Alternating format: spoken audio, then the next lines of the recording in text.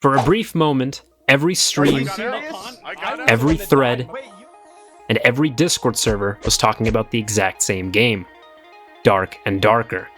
And if you were there, you'd know exactly why. Oh, I'm mega cursed. 17 seconds of curse on me right now.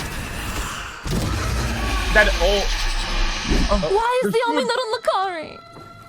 I have too much loot. Then drop things! Please don't block me. Don't do it to me. Bro, it's absolutely insane. Should this guy be able to block this?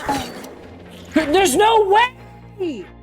This extraction game was big, and every streamer was jumping on the bandwagon at a time where there was really only one prominent extraction game, Tarkov. Now, I don't want to go into too much detail, but the main idea of these games is you're a player, you get to bring items that you saved from previous runs like guns and armor, and then you get dropped into a map with other players and NPCs so you can collect loot and try to make it out. Hopefully without getting killed by a player or NPC. Pretty simple, but you know, a fun and effective game loop, and man, something that wasn't just another battle royale clone. And the company behind Dark and Darker, Ironmace, knew this. So they added their own spin on the game, adding a dark fantasy twist to the extraction genre with wizards, swords, bows and arrows. If you're familiar with Dungeons and Dragons, think that, but an extraction combat with loot to hoard.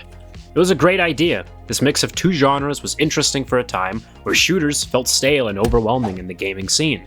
So, why the lawsuit? Well, that requires us to go back in time.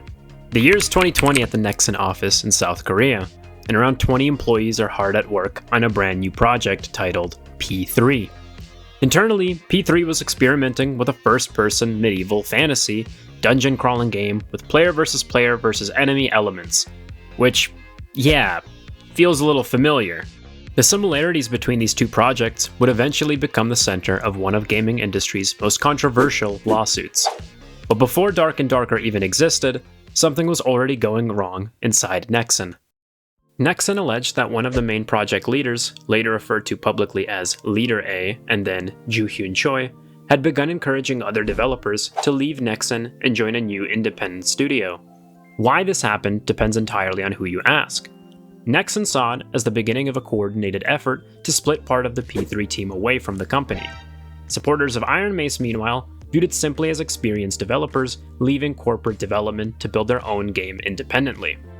Alongside this, Ironmace stood on the claim that they were a merry band of veteran game developers disillusioned by the exploitative and greedy practices we once helped create, as mentioned on their website.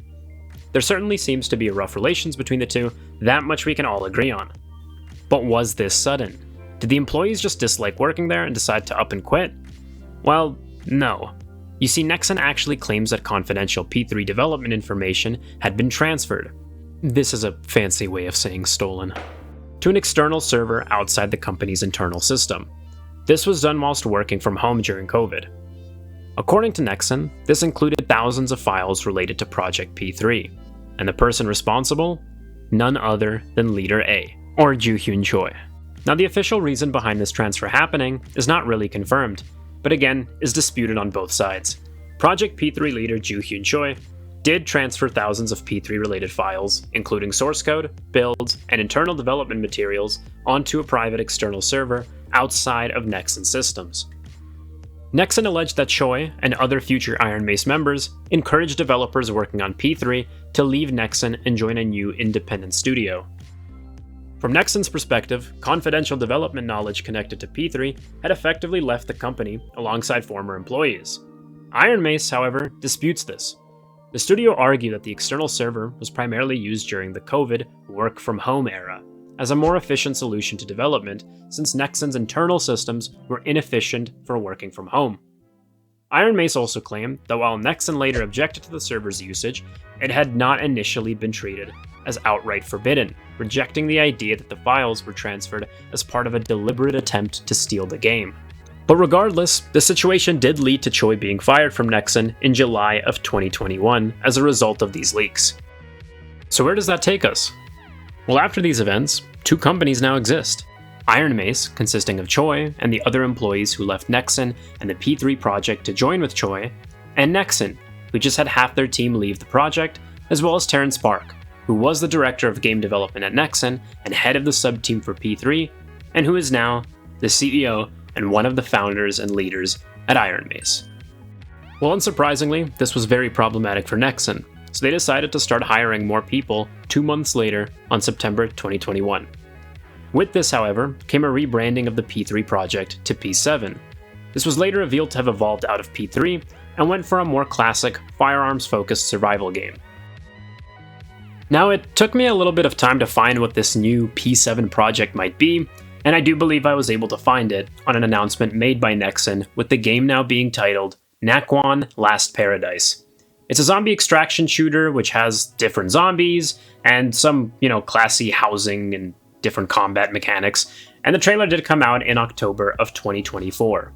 But yeah, if this is the official title for P7, then they did certainly make a big pivot away from the medieval genre that we talked about earlier. So meanwhile, what was happening with Ironmace? Well, Ironmace was quietly suffering. No office, no immediate pay for their employees, and for an entire month, the team crammed into a tiny jiu-jitsu gym and worked off their own personal computers, betting everything on this game to land. Fast forward to February 2023, a demo of the game is released on Steam, and it's clear that their bet paid off. Practically overnight, the Dark and Darker demo became one of the most played games on Steam while it was live. It had all the makings of an underdog story, but the world had other plans. 2 months later, on March 8, 2023, the Ironmace headquarters is raided by police based on Nexon's allegations made against them. The police were said to have seized and secured materials and would be investigating if the data that was leaked from Nexon was used.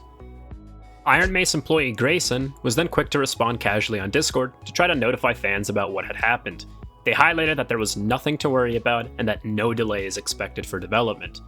It was a reassuring message, it just didn't exactly age well.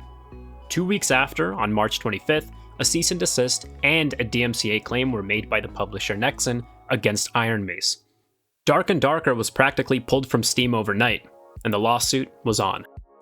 Ironmace, however, didn't really bend so easy, and so they made things old school, as they would state, and made their next expected April playtest via torrent. Yes, torrent, the same technology people used to pirate movies, games, and entire TV show seasons back in the day. The internet naturally lost its mind, and the memes just kind of wrote themselves in the meanwhile. But still, despite the whole torrenting situation creating great publicity, we're talking about Steam here, the greatest distributor of games. It's much better to have the game listed on there than not. But that takes us to January 2024, where a South Korean court dismissed a preliminary injunction made by Nexon that would have forced Ironmace to suspend Dark and Darker services. And lo and behold, June of that same year, Dark and Darker was back on Steam. Now comes February of 2025, but there was a low court ruling for the situation. Ironmace was said to not have committed any copyright infringement, but did infringe on Nexon trade secrets. Here's why that distinction matters. P3 was never published, it was never released, never a real product in the eyes of copyright law, so Nexon couldn't exactly own it, but the internal files, those were a different story. Now, the court did rule that Ironmace infringed on Nexon trade secrets, and as a result, were ordered to pay 8.5 billion won, or roughly $5.9 million. And I mean, this seemed to be the end of the matter, and Nexon stated that the money was meaningful as it addresses illegal infringement actions that disrupt fair market competition. However, they then also went to say that, after carefully reviewing the ruling, we plan to seek further legal judgment through a higher court. Yeah, you heard that right, it's still not over. So that takes us to now, where on May 2nd, 2026, the South Korean Supreme Court seemed to have kept the same sentiment on the ruling, but actually ended up knocking the price down a little to 5.7 billion won, or $3.84 million. This is probably seen as a loss on both sides. Nexon wanted copyright infringement proven and never got it, and Ironmace, a studio that maintained from day one that they built Dark and Darker from scratch, still walked away owing millions. And it's not even fully over. The criminal case stemming from that 2023 police raid we talked about is still ongoing. Neither side is truly done. And as for me, well, I'm just a guy who had his free Epic Games Deluxe copy of Dark and Darker quietly taken away in the middle of all this. But at least the game is still out there. People are still playing it, and honestly, after everything the studio went through just to keep it alive, that's not nothing. My name is Alex, and this has been Carrot Makes. I appreciate you guys watching. Take care of yourselves.